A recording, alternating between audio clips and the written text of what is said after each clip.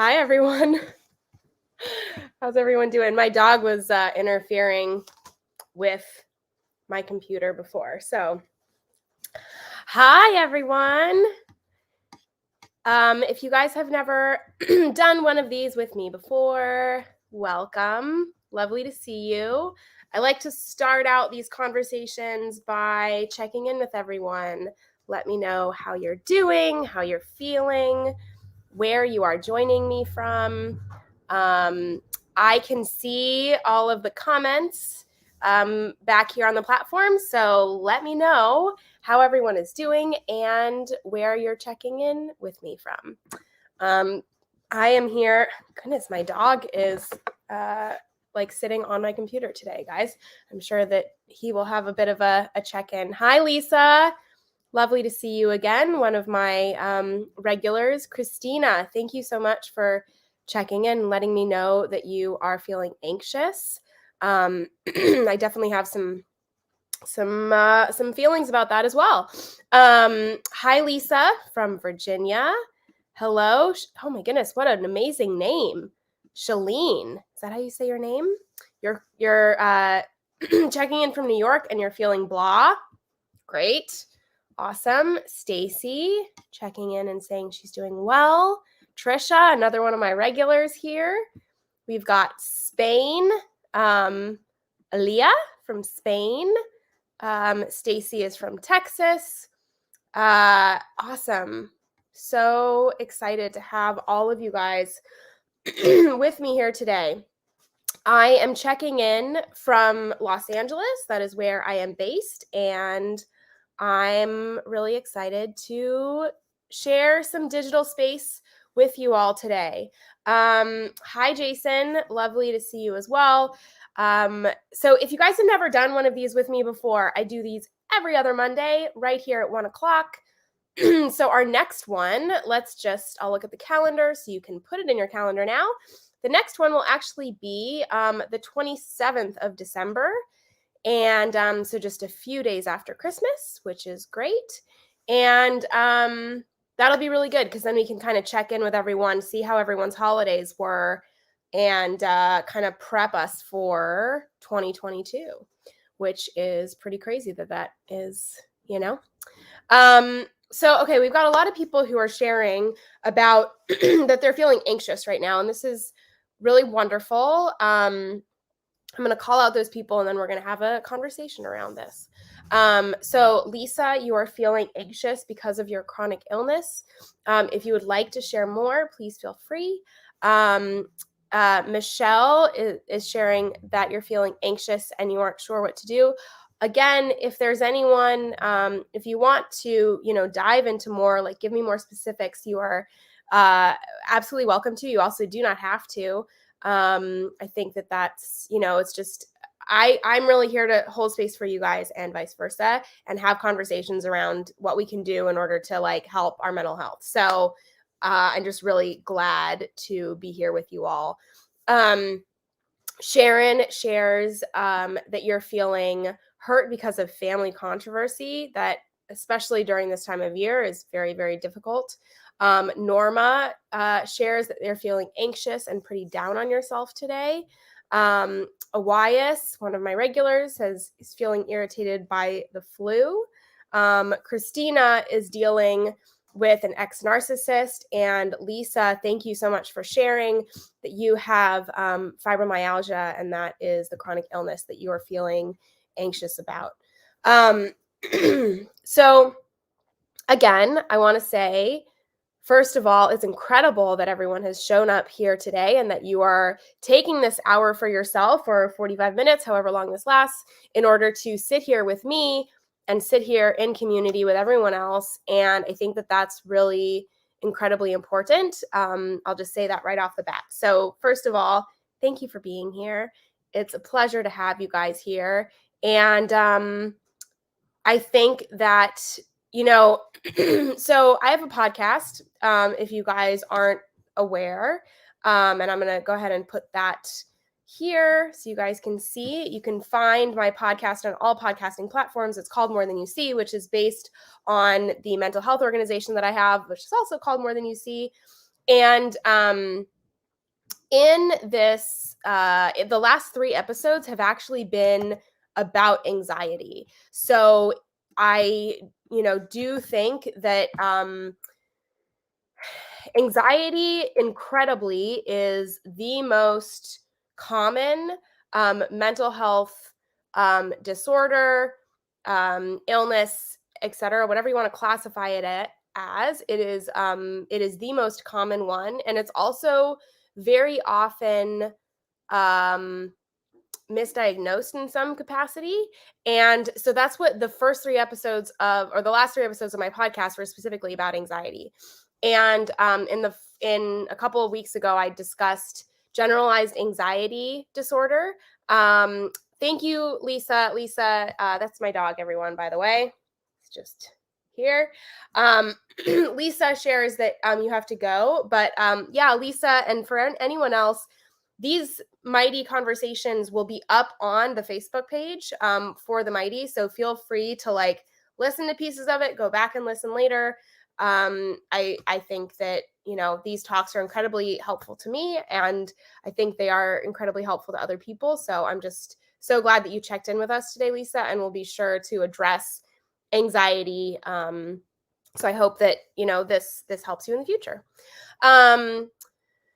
So a couple episodes ago, I talked about generalized anxiety disorder, which is often what we consider anxiety in general.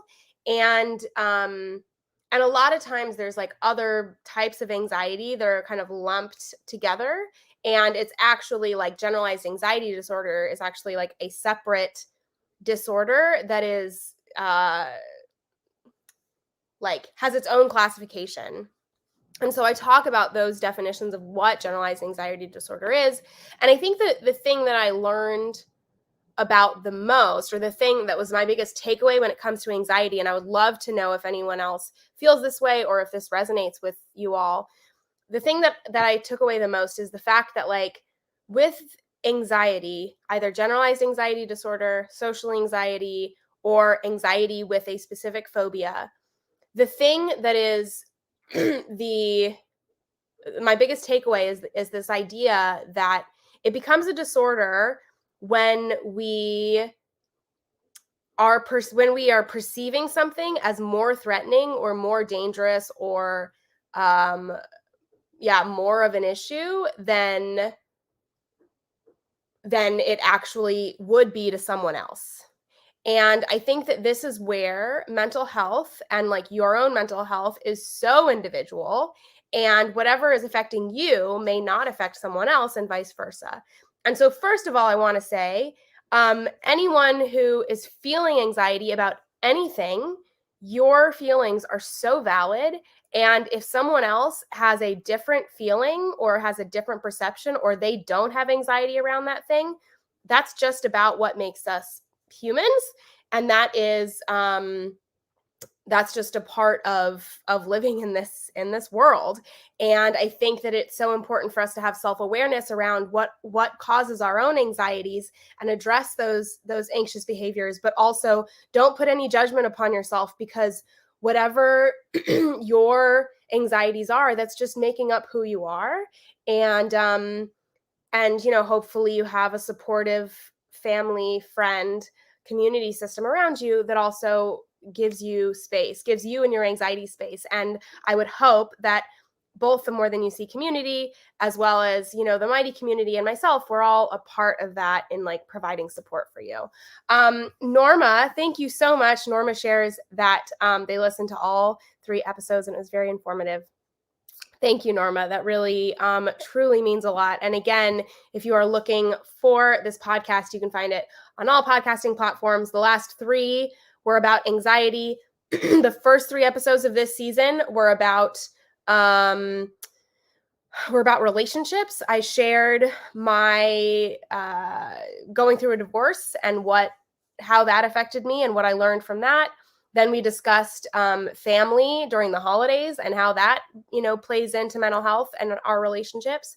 And then I talked about grief and losing a person, losing a relationship, losing whatever, and having that separation from someone or something, and how that can affect our mental health. And so those first 3 episodes of the season are about relationships, and these next 3 have been about anxiety. And I'm so glad that that they have resonated with people. So awesome, thank you.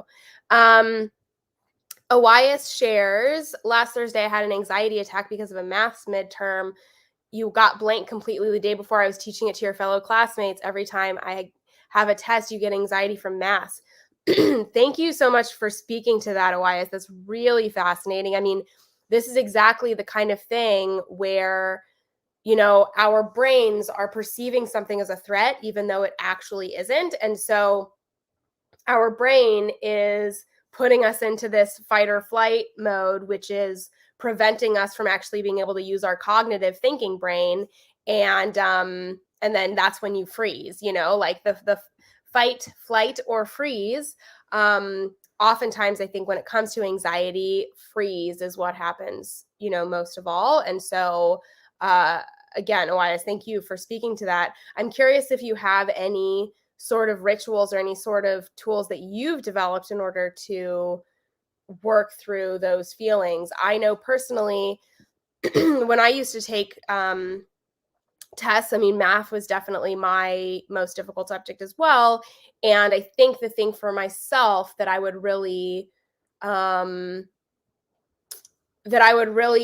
to focus on and work through was paying attention to the things that I actually like knew. So for example, if you have a test, start with the things that you absolutely know. And that could even be your name. So even like looking at a piece of paper, looking at a test and going, I know my name.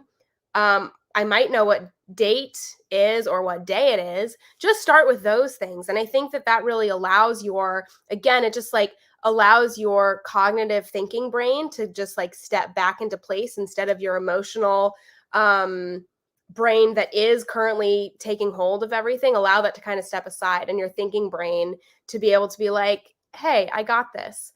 I also think, you know, I don't know if anyone does any inner child work, which is, you know, something that is being done some in therapy, but is really very common in a lot of different spiritual practices. So I'm wondering if anyone has any experience with doing any inner child work, and I find that this is especially helpful when it comes to dealing with anxiety. So Norma shares that she's been dealing with anxiety during situations that change during the day. Absolutely. I mean, I think that that's very, very common, that depending upon what is confronting us at that time, our anxiety will shift and change depending upon what is confronting us. But I think that it all comes back to this idea of, again, reminding ourselves that we aren't in actual, you know, physical peril. You know, going back to this idea of inner child work. So there is this idea that we have like little selves. So like I have little Deborahs that are housed in different parts of my body, depending upon the anxiety, the fear, however I'm feeling. And whenever I am confronted with something that's causing anxiety, I will often check in with those little Deborahs throughout my body in order to, again, ground myself and go like, I'm not in physical peril. I'm not in danger. Everything's okay. So, for example, and I think that the real benefit of inner child work is that oftentimes it will kind of depending upon, so if you're confronted with a situation that's causing you anxiety, like math. So like Elias, again, you know, shared that he had anxiety because of a math midterm. So if you're having anxiety because of a math midterm, you might check in with yourself when it comes to like, when was the last time, like what age were you when you last had to do a math midterm, or in what age are you having that anxiety? Because of course you're having that anxiety right now, but where was that rooted in?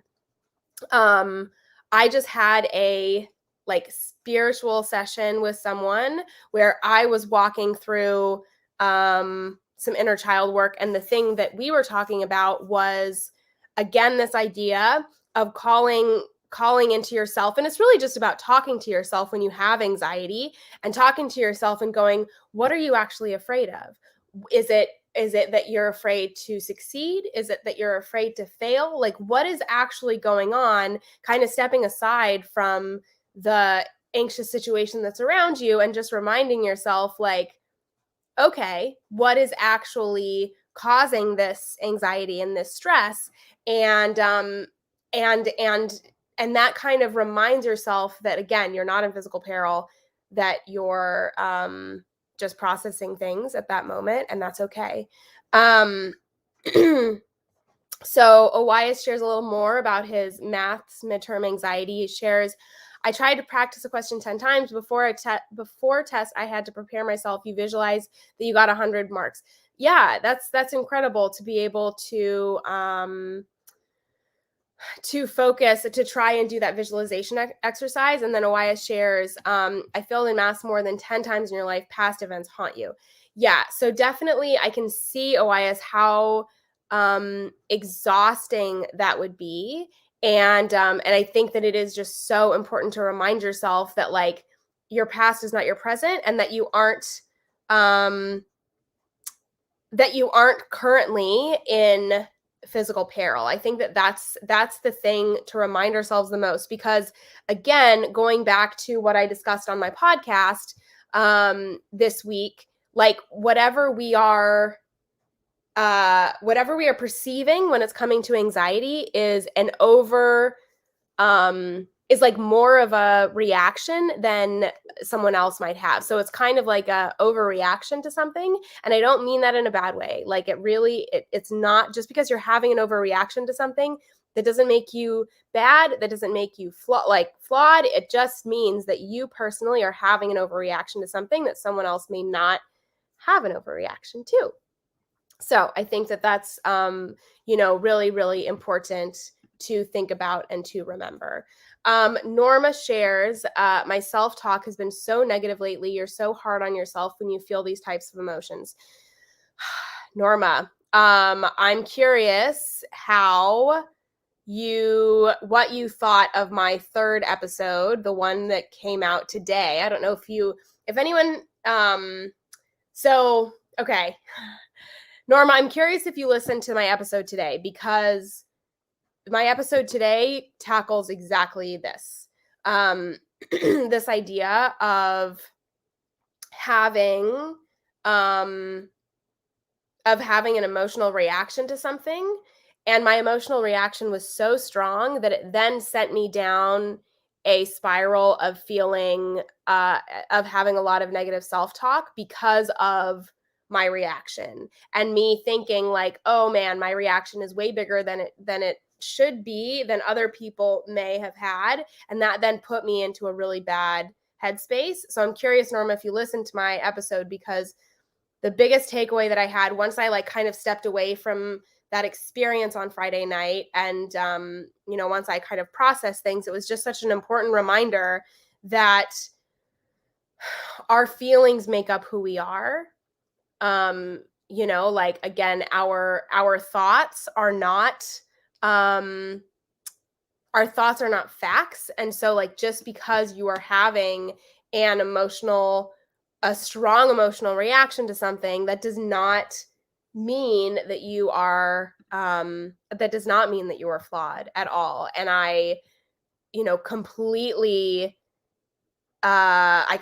relate to this conversation. And this is something that, like, in this spiritual session that I just had this afternoon, which I'm going to do a little sidebar here for a second. And Norma shares that she did listen to that episode. I'm so glad. I'm really glad that it was helpful. I mean, so this is okay. So the reason that I created More Than You See to begin with is this idea that we have mental health is so specific and so particular to, like, what is specifically going to help you.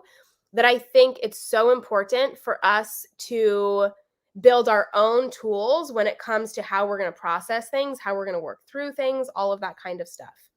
And so for me personally, I have a therapist that I see every other week. She's amazing. I am so grateful to her, and it is so incredibly helpful for me to have her as someone that I see. I have also found that there is other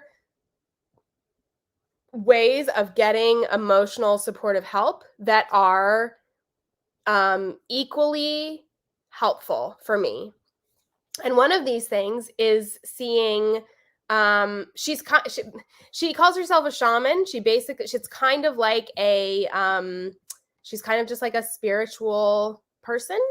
And whenever I talk with her, I find that she focuses in on things the way, like, even more so sometimes than my therapist. And one of the things that she focused in on right now, which I hope that this is helpful for you, Norma, is this idea that trust, like self-trust and self-worth, are so closely tied, because oftentimes we don't trust ourselves in order to do what is best for ourselves, in order to whatever. And the reason that we're not trusting ourselves is that we don't feel like we are worthy of trusting ourselves.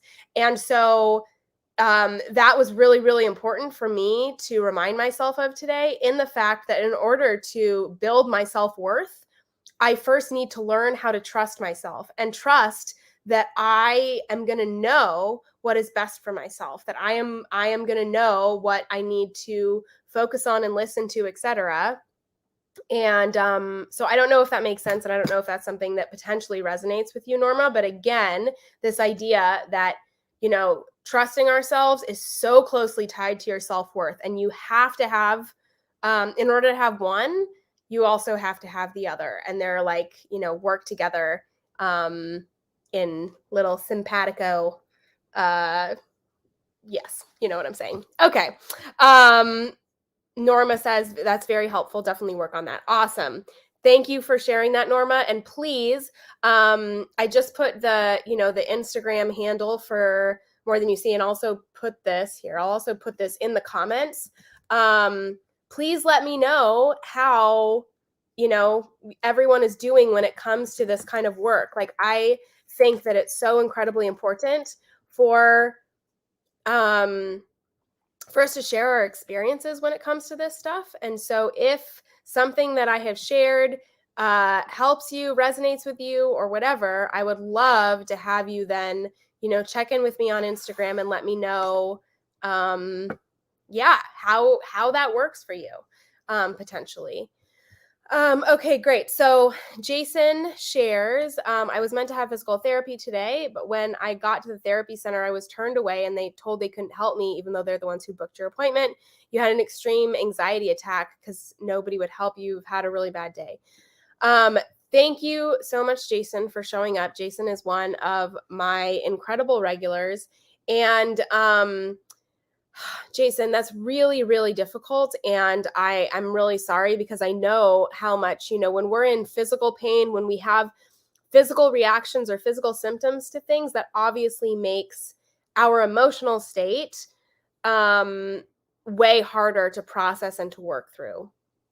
So first of all, thank you for showing up here and sharing this experience with us. I think that that's really, really important. And I think that it's just really key to, sit in these feelings of disappointment and anger, and that's okay. And then try and see, like, what are next steps? Like, what are, it really, really sucks that you've had this experience and that they weren't supportive of you and your journey, especially when they're the ones who, booked you the appointment. But unfortunately, like, mistakes happen. It probably is not actually an affront against you. Like, it has nothing to do with you. It's just that sometimes these things happen. And so I think that it's really,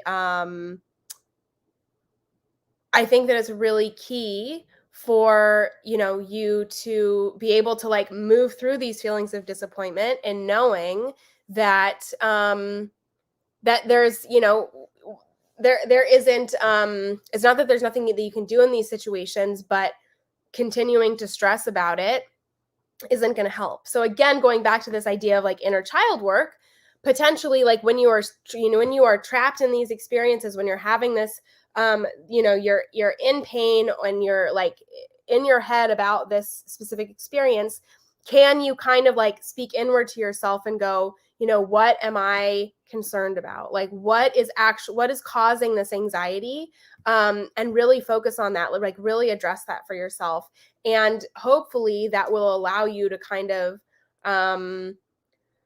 focus on the things that you actually can control, because that's, one of the biggest things when it comes to anxiety is to focus on the little things that we control in like tiny little bite-sized pieces. So, for example, if you have a specific anxiety against a specific like a specific phobia, like you have a fear of dogs or you have a fear of flying or something like that, this is where a therapist will often, walk you through how you can have some exposure therapy to this specific thing. So like, for example, if you're having an anxious reaction to dogs that is causing interference in your life, and you go and you see a therapist about it, they potentially would basically go like, they would show you pictures of dogs, they would have you describe dogs, they would really have you focus on the thing that is causing that anxiety, and kind of again talk you through this idea that thing is not necessarily going to harm you. And one of the other things with anxiety is the fact that like it's not just like a physical, like we can obviously have anxiety when we're confronted by something, but we can also have anxiety when we're just thinking about something, or when we're thinking about being confronted by something. And so I think that's really important to remember as well, is this idea that like you might not actually be in danger, but even if you're perceiving it, like that's what anxiety is, it's just this perception of danger. And so again, I think that when we're in anxious situations, it's so important to just like remind ourselves like what's actually going on, what are the real truths, like what are the real facts, focus in on something that is that to be true. Again, like the tip that I gave to Elias when it comes to doing a math test, like focus on the thing that you absolutely without a doubt know. So like if you're if you're having a panic attack, of course there's, really important things like focusing on box breathing, which is like to breathe in through your nose, to hold that breath. Basically, you do the same amount of counts for each. So like breathe in through your nose for 4 counts, hold for 4 counts, breathe out for 4 counts, hold for 4 counts. So that idea of box breathing is really helpful because it allows you to focus on something very like the exact same is this idea of like focusing on the things that you know to be true. So focus on what your name is. Spell out your name in your head. Like think about each individual letter in your head, and that allows you, again, your brain to kind of go from that fight or flight, I'm freaking out, I'm in danger mode, to like actually acknowledge what's going on.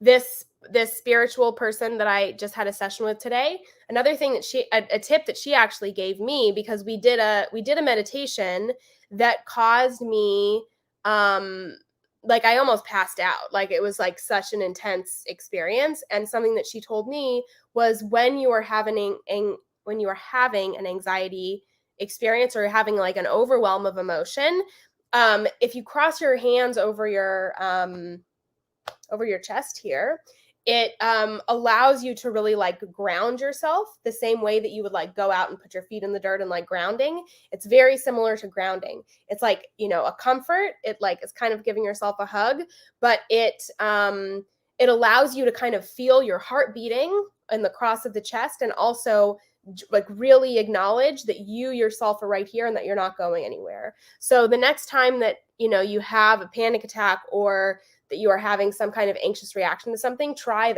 crossing your hands over your chest and see if that allows you to slow your breathing a little bit more easily and like focus on what is going on at hand.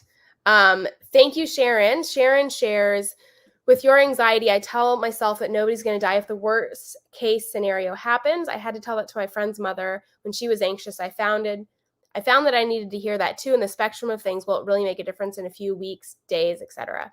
Yeah, absolutely. I think that's really, really incredible, Sharon. Like, what a wonderful reminder in this idea of like, yeah, worst case scenario. And again, it's like going back to this idea of like, what am I afraid of?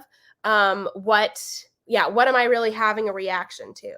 And I think that it's really important to, again, remember that what you might be having an anxious reaction to might not be the same thing that someone else is having an anxious reaction to. So just because you're feeling anxious about X, Y, and Z, that doesn't mean that everyone will have that same feeling. And there's something really comforting in that because, like if I'm having an anxious reaction to something, I can go to a friend, family member, someone that I trust and say like, I'm having a really bad anxious reaction to this. Like what do you think is that, like what is causing that? Or I can just talk it through with them, and they might tell me like, oh, I've had that same feeling before, or I haven't had that same feeling before. And I think that sometimes just like having those conversations with others also in public forums like this is so incredibly important, because it just reminds us that this is part of just being human, is just like showing up for ourselves and for others, and acknowledging that what might be scary for me might not be scary for someone else, and vice versa. And I think that's really, really key. Norma says the stop technique is also a good tool to use during an anxious moment. Do you want to share more about what that is, Norma? Because I actually don't know. Oh, see something, touch some. Is that what you're saying? Like the see something, like see things, touch things. Nope, that would not work with those letters. Let me know, Norma, what that is. I mean, another thing that you can do when it comes to if you're having an anxiety attack or if you're having a panic attack is to do the thing where it's like you cognitively notate like 3 things that you see, 3 things that you smell, 3 things that you can touch, 3 things that you hear. And again, it just like by activating those other senses, it allows your brain to really switch from that fight or flight mode, from that parasympathetic reaction to something, into a reaction of being like, hey, everything's fine. We're not actually in danger. So yeah, thanks, Norma. I'm curious what that is. It's wonderful that you can share. I think everyone who checked in, I did address them, but please let me know how everyone else is doing. As I said in the top of this conversation, I have a mental health organization called More Than You See. I also have a mental health podcast called More Than You See. You can follow More Than You See on Instagram. We are also on Facebook. And I think that it's, the reason that I created More Than You See is because we all have very, different reactions, or we all have different things that we need in order to work through our anxieties. And I think that sometimes the things that actually help us the most are non-traditional mental health resources. And so I think that that's what is really, that is what I've been working on curating, is these non-traditional resources, because sometimes these resources are things that help us even more than like traditional therapy or something like that. And it's really just about self-awareness and building the toolkit that's going to work for you. Like, what are the things that you need when you are feeling stressed? I think that that's really key. Okay, so Norma says the stop technique is that you stop and then you take a breath, observe, pull back, and practice what works. I like that. I mean, I think that, again, this is very similar, Norma, to like all of these other, different tools that we've shared, with this idea, again, that it's like when you're having an anxiety attack or a panic attack, you are pulling yourself out of parasympathetic nervous system, like fight or flight, and instead focusing on the actual things that are happening around you, and allowing yourself to just like, like switch out of that and focus on the thinking brain, which allows your body to kind of self-regulate itself again and go like, I'm not in danger, everything's going to be okay, I'm processing things, etc. Okay, Sean shares, I have agoraphobia, how can I deal with that and be able to get more outside? Sean, thank you so much for showing up and sharing this with us. In the second episode, in season 3, episode 5 of the podcast, I specifically talk about the difference between social anxiety and shyness. And agoraphobia, actually in the episode today, agoraphobia actually falls under a specific phobia. But the treatment is often very similar. So like in a general sense, cognitive behavioral therapy, EMDR therapy, what's it called? Exposure therapy, there we go. And medication can be very incredibly useful tools when it comes to dealing with something like agoraphobia and working through it. But I also think that it is really key to remind yourself, number one, you're not alone in this. There's a lot of other people who experience similar things. And this is where I think that, like, if anyone else is watching this broadcast and they've experienced something similar and they have a tool that they use in order to work through their agoraphobia, I think that it's so incredibly useful for us to open up and share our tips and tricks, because what helps you might help someone else. So if anyone is watching, please reach out to Sean if there's something that has worked really well for you. But I would say just in general, Sean, I mean, again, exposure therapy, I'm curious if you have a therapist or someone that you are working through this with. I would also encourage you to, do research, read articles, read books about agoraphobia, because I at least find that when I am doing these, that when I understand myself more, it really allows me to kind of give myself grace in a lot of ways. It reminds me that I'm not alone in the situation, that other people have experienced this before. And oftentimes when I learn about why agoraphobia happens in the brain, it like helps me process things in a different level. So Sean shares a little more. Shares you find it hard to be in public, I assume is what you said, and that you're on meds. I think that's really, really admirable, incredible that you are able to even go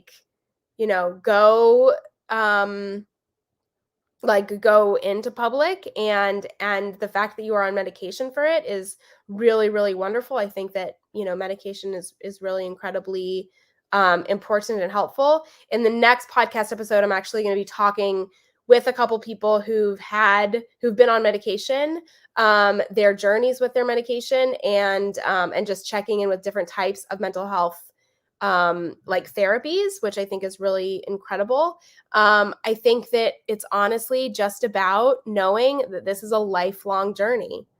Like all of our anxiety, all of our depression, all of the different chronic feelings, chronic illness, like all of that kind of stuff. This is something that potentially we're going to be dealing with for the rest of our lives. And I think that there's always fluctuations as far as how strongly we feel about something or how strongly something affects us. But I also think that it's just so key to remind yourself that, number one, you're not flawed. There's nothing wrong with you. This is just a part of your personality. And, hopefully you can continue to work through this in order to be happier and be able to get outside more and all of those sorts of things. But also just remember that this is just, this is a part of you that that we all, all of these parts of us, we need to just learn to understand and accept and embrace, because I think it's just like, looking in a mirror and feeling disgusted with a part of our body or whatever, like having a negative reaction to our physical appearance. Like, this is also just, excuse me, this is just also a part of your mental appearance. And it just makes up the wonderful person that you are. And Jason shares that he's going through his own demons, but more than welcome to listen if you want to talk. So Jason, if you have any desire to, have a conversation with Sean, Jason is someone who is one of my regular listeners, and is an incredibly beautiful person with a wonderful soul. So maybe you guys can connect offline and, find some comfort and some tools that you can share together. Mutaz shares, situations, live-in situations make you anxious. You have 2 from your family suffering with schizophrenia, and your dad from bipolar, and me from depression. Thank you for sharing that. I think that it's so incredibly important to acknowledge this idea, or like to acknowledge the fact that one of the biggest contributing factors to mental health disorders is our environment. And oftentimes we aren't able to change our environments in that, much. Like the fact that you have, all of these family members around you that are struggling with mental health disorders, it makes sense why you have depression, because there was a study that was done about people that have mental health disorders, and people with mental health disorders are predominantly empaths. So that means that we absorb the energy of others, and we kind of allow it to like sit in our body.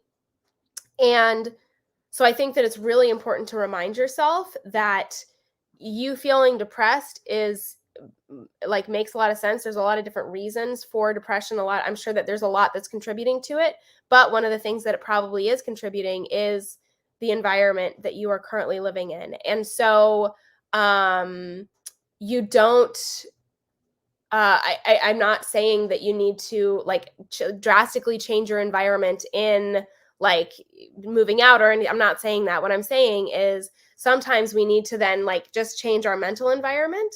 And so I'm curious if you have any kind of meditation practice or anything that you do in order to kind of put yourself in a better mental state when you are when you are working through something, so Mutaz, are you saying that yes, you do meditation? I'm curious, because I have found that sometimes if I'm having like a really bad depressive episode and I'm really stressed about something, and the whatever is around me is causing me stress as well, or causing me anxiety, or causing me to feel depressed, even just changing my environment in the smallest ways really helps. This is why I have a meditation corner in my house. And this could be like in your room. It could be in whatever space that you have. If there's a possibility to make one corner, it could be a tiny corner, but one corner that is yours, that is your happy place. And so whenever you're feeling overwhelmed or stressed or anxious or depressed or anything like that, go to that corner and visualize something like different than the space that you're in. So imagine like your favorite place in the world, and just like close your eyes and think of that place. And I think that it really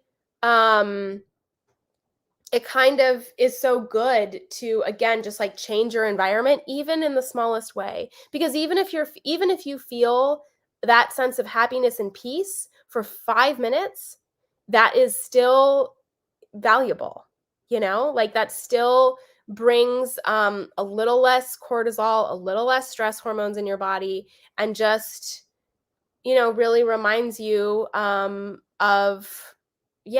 who you are, and like a happy place. Sumita shares, I was working 12 hours to avoid entering your house, but now you're unemployed. Yeah, I mean, this is like, unfortunately, one of the biggest, I think, difficulties with the pandemic is this fact that we are all trapped in our homes, obviously, in some capacity, and things are changing, and hopefully they continue to open up more and more. But oftentimes we aren't able to change our environment as much as we want to. And that obviously causes a lot of stress, a lot of, it's just like not a good mental space to be in sometimes. And so that's where I really do think, like, if you have a place in your home that you can like really build for yourself, I think it can be incredibly important and nurturing in some capacity to just like be able to escape, even in your mind, like even that. And of course, like go outside, go for walks, like do things in order to like separate you physically from your environment, because, or put yourself in a better environment, because I think that that is really important and really valuable when it comes to all of this. And Awaya shares visualization is a really good tool. It helps you out. So that's really awesome. I really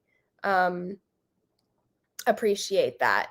Let's see. We've got Norma shares, oh, the book that I recommended, It Didn't Start With You. You bought it, and so far, so good. That's so awesome. Yeah, It Didn't Start With You is an incredible book. I mentioned it on season 3, episode 2 of the podcast about family relationships, family dynamics, especially when it comes to the holidays. And it's just a really good reminder of like all of the generational trauma that we experience and how that generational trauma is such a huge part of how we show up in the world. And it just is, again, like a good reminder that, however you're feeling about something, number one, there's like potentially a reason for it, like a familial reason. But that it also allows you to kind of track patterns and separate yourself from like things that your parents did that no longer serve you. So I think that's really, really important. And I'm so glad, Norma, that has spoken to you in that way. Okay. We've got about 5 minutes left. So I just want to do like another check-in with everyone and see how everyone's doing. Holly shares, I can't visualize anything anymore. It's weird, other than everyday things. I mean, I think that that's very common for most people, myself included.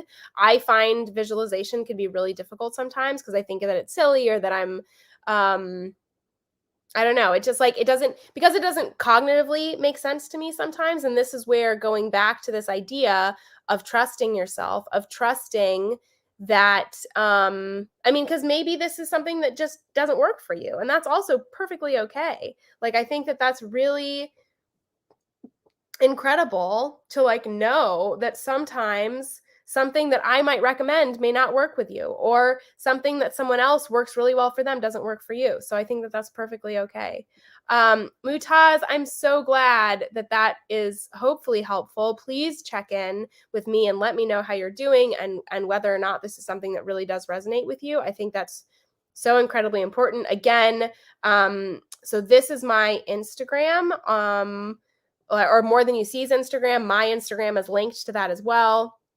And I strongly encourage you, like, reach out, let me know how you're doing.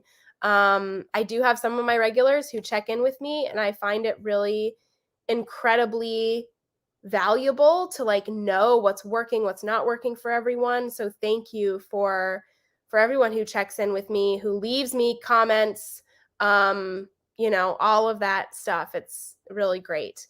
Norma says, I'm feeling a lot better and more clear-minded. Just the reminders are very helpful. Oh, that makes me so happy, Norma. I'm so glad. Norma shared, if you missed it before, that she just listened to the last 3 episodes of my podcast that were all about anxiety.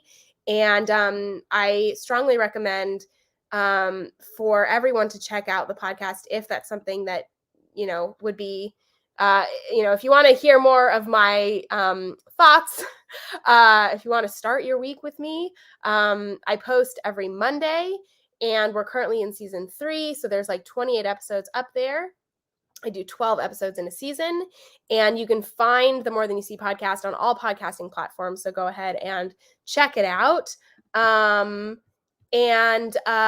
Let's see. Oh, Sean, I'm so glad that maybe those tips were helpful. I really, I'm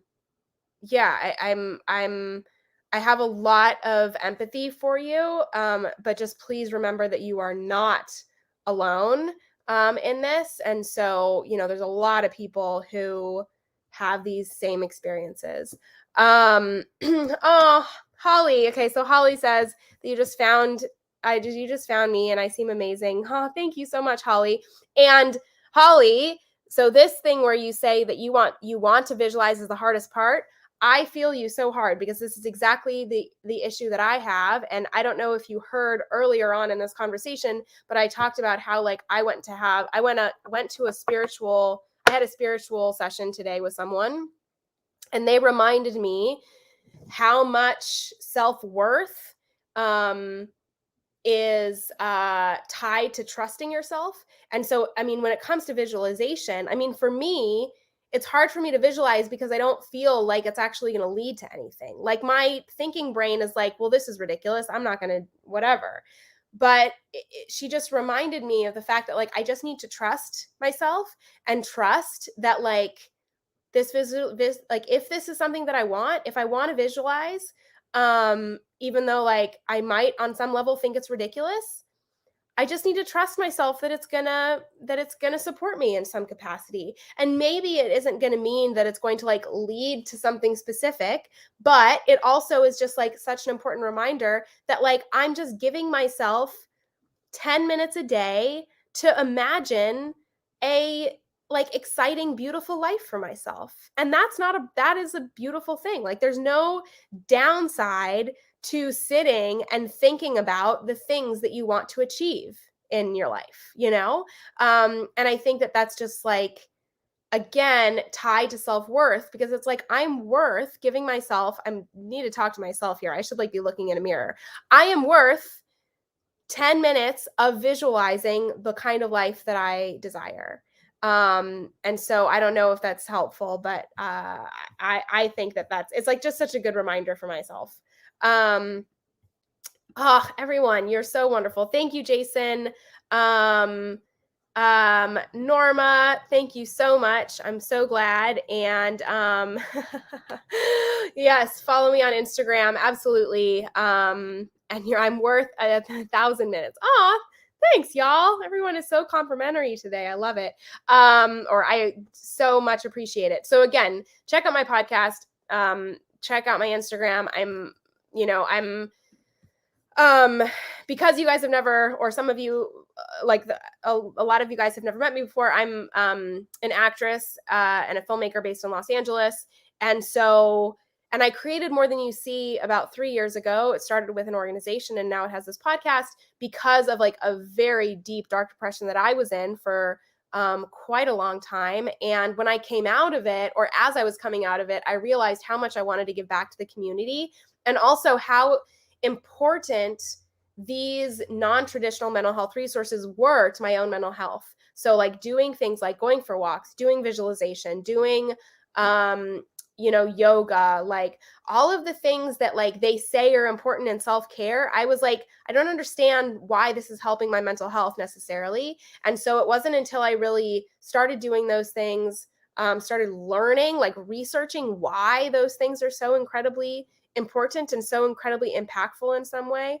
And so I think that I've built this in order to connect with you all and let you know that you're not alone. And so I love having these conversations with you all. Thank you, Jason. I hope everyone here has a wonderful Christmas season. As I said, I'll be back on the 27th, so 2 days after Christmas, which will be good. We can like check in, see how everyone did through the holidays. I'm sure that everyone's going to have a lot of emotions, and the holidays can be really difficult.